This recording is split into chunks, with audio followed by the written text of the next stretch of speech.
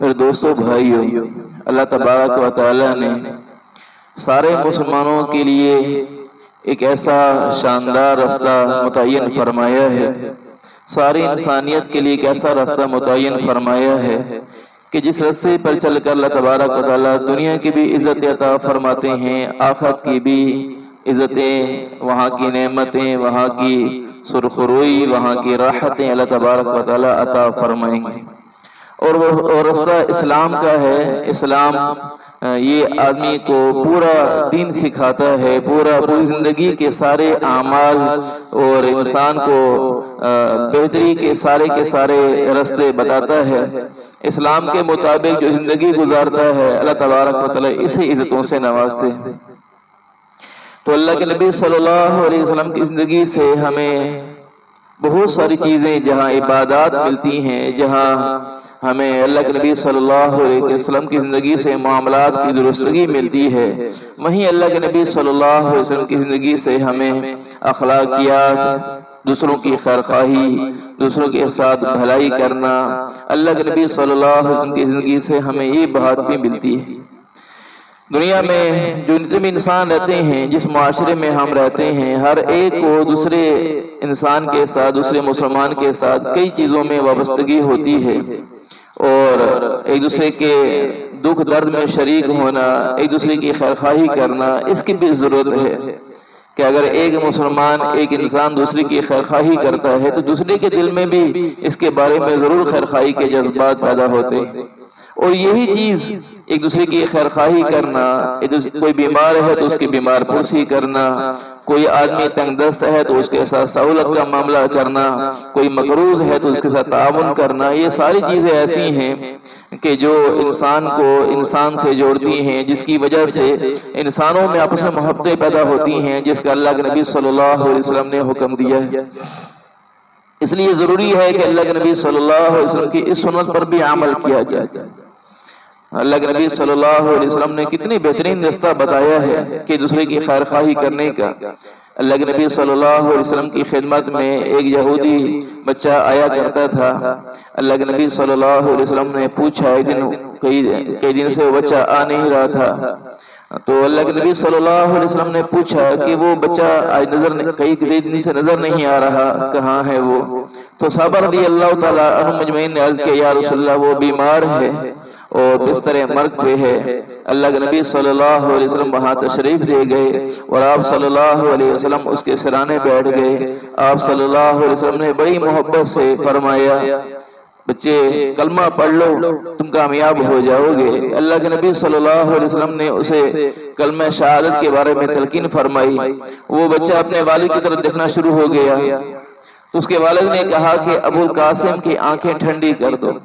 یعنی ابو القاسم اللہ کے نبی صلی اللہ علیہ وسلم کی کنیت تھی کہ ابو القاسم کی آنکھیں ٹھنڈی کر دو۔ اس بچے نے کلمہ پڑھا۔ اللہ کے نبی صلی اللہ علیہ وسلم واپس تشریف لا رہے تھے، بڑے خوش تھے اور آپ فرما رہے تھے کہ کتنا اچھا ہوا کہ میرے ایک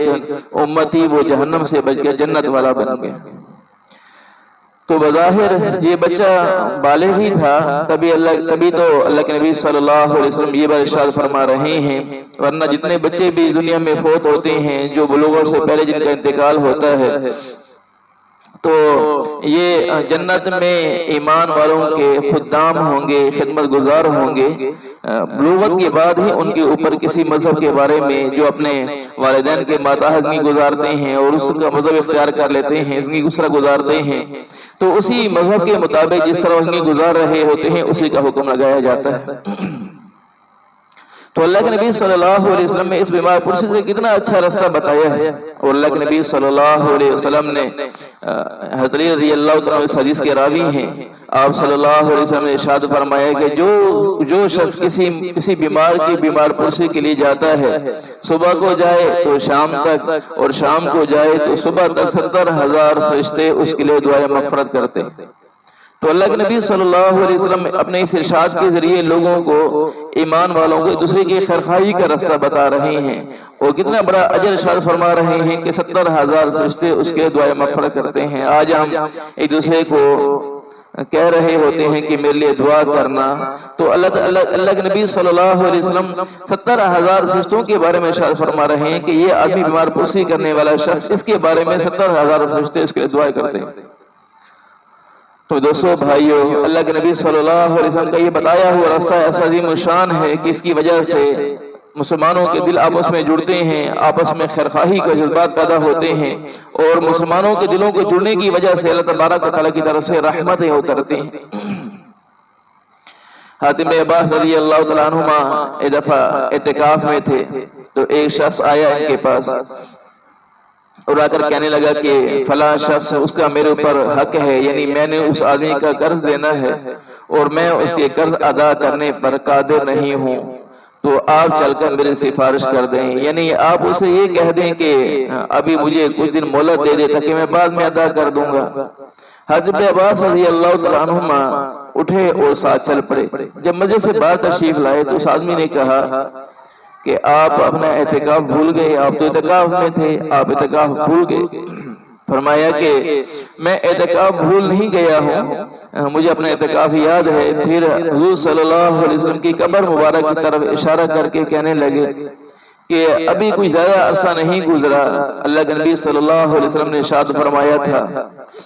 اور یہ بات جب فرمائی تو حضرت عباس رضی اللہ عنہما کی آنکھوں سے آنسو بہنے لگے،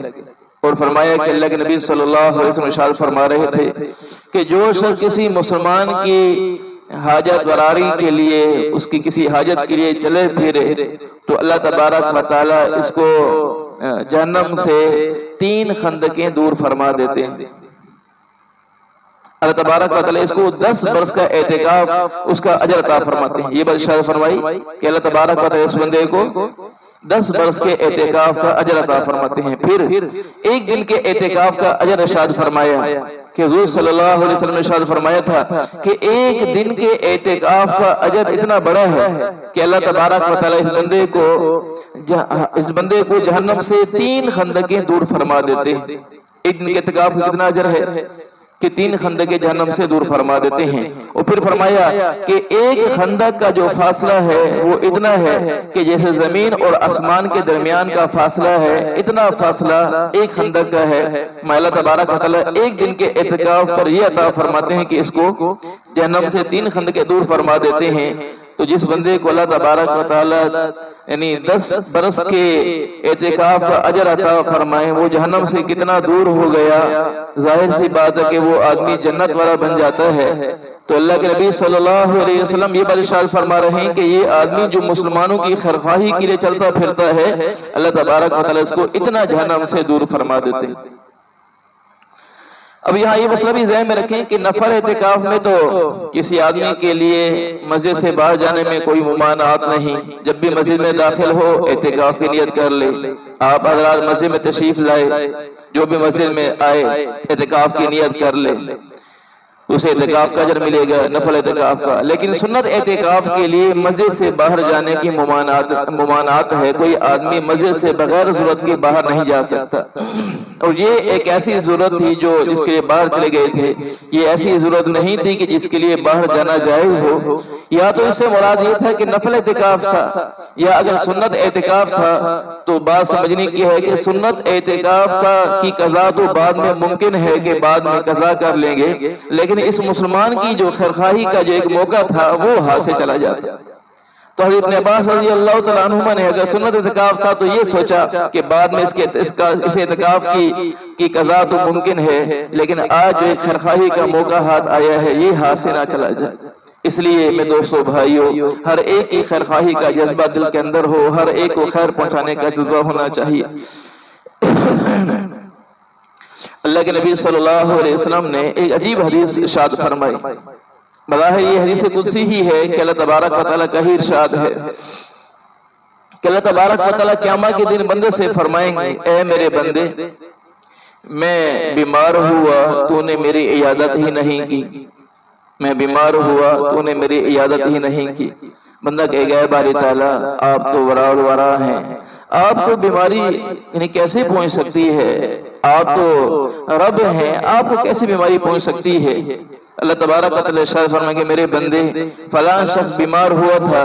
تو اس کی بیمار پرسی کے لیے گیا تھا، اگر تو اس کی بیمار پرسی کے لیے جاتا تو تو مجھ کو بھی وہیں پاتا،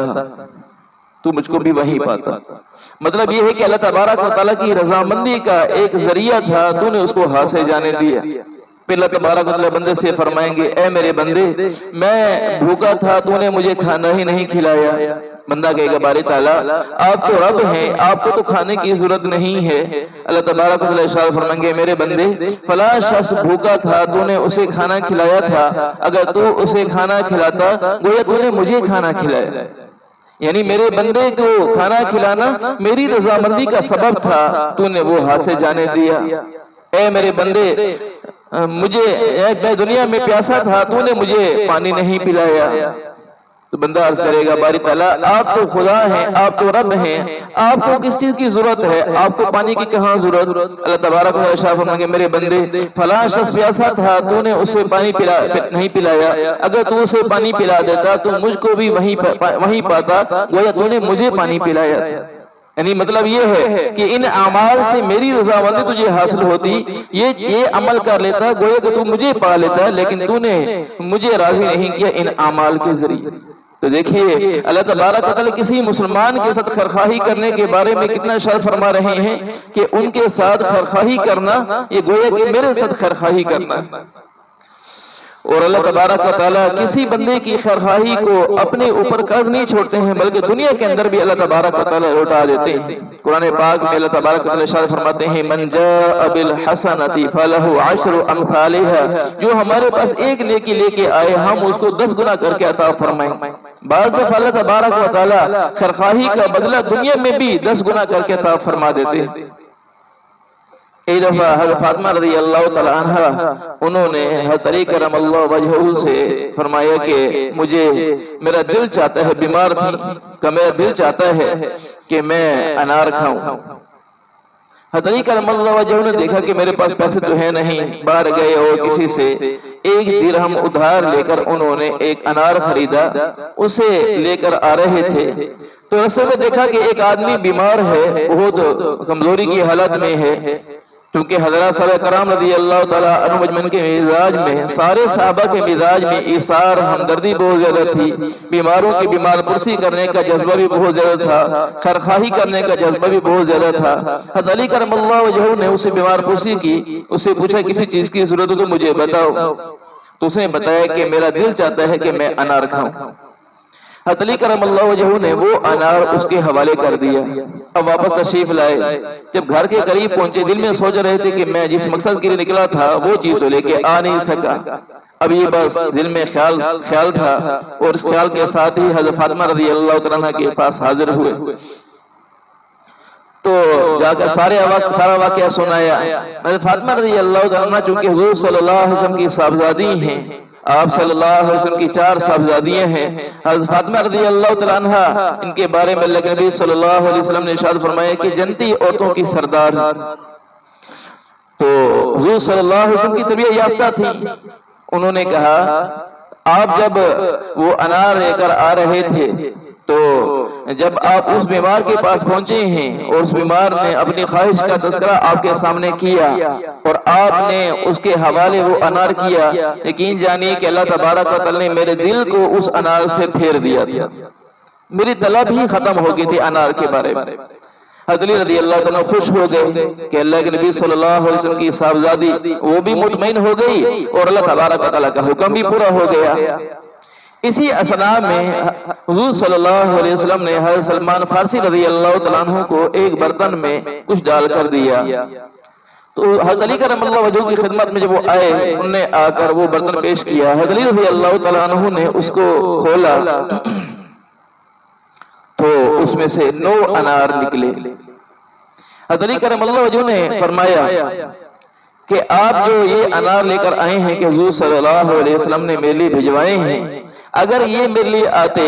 تو ایک کا بدلہ اللہ تبارک و تعالیٰ 10 گنا کر کے عطا فرماتے ہیں، تو اس میں 10 ہونے چاہیے تھے، اس میں 9 ہیں۔ مومن اللہ کے نور سے دیکھتا ہے۔ مومن کی فراست یہ ہے کہ اللہ تبارک و تعالیٰ اپنے نور میں سے نور عطا فرماتے ہیں کہ وہ اللہ تبارک و تعالیٰ کے نور سے دیکھتا ہے۔ حضرت علی کرم اللہ وجہہ نے ارشاد فرمائی، حضرت سلمان فارسی رضی اللہ تعالیٰ عنہ نے اپنی آستین سے انار نکال کر دیا، مسکرائے اور فرمایا کہ اللہ کے نبی صلی اللہ علیہ وسلم نے 10 انار دیے تھے، میں آپ کی فراست کو جاننا چاہتا تھا، اس لیے میں نے ایک انار کو چھپایا ہوا۔ تو اللہ تبارک و تعالیٰ 10 گنا کر کے دنیا کے اندر بھی عطا فرماتے ہیں، اور آخرت میں تو اللہ تبارک و تعالیٰ بے حساب عطا فرمائیں گے ایمان والوں کو جو اللہ تبارک و تعالیٰ کی رضامندی کے لیے اپنے مالوں کو خرچ کرنے والے ہوں، اوروں کے صدقہ خائی کرنے والے ہوں۔ اس لیے حضور صلی اللہ علیہ وسلم نے ارشاد فرمایا کہ جو آدمی کسی مسلمان کے ساتھ خیرخواہی کرتا ہے، اس کی کسی تکلیف کو دور کرتا ہے، اللہ تبارک و تعالیٰ آخر کی تکلیفوں میں سے اس کی تکلیف کو دور کرتے ہیں، اور جو کسی تنگ دست کی مدد کرتا ہے، اللہ تبارک و تعالیٰ آخر کی تنگیوں سے اس کو نجات عطا فرماتا ہے۔ اللہ تبارک و تعالیٰ ہمیں بھی حضور صلی اللہ علیہ وسلم کی سنت پر عمل کرنے کی توفیق عطا فرمائے، اور سارے مسلمانوں سے خیرخواہی کرنے کی توفیق عطا فرمائے۔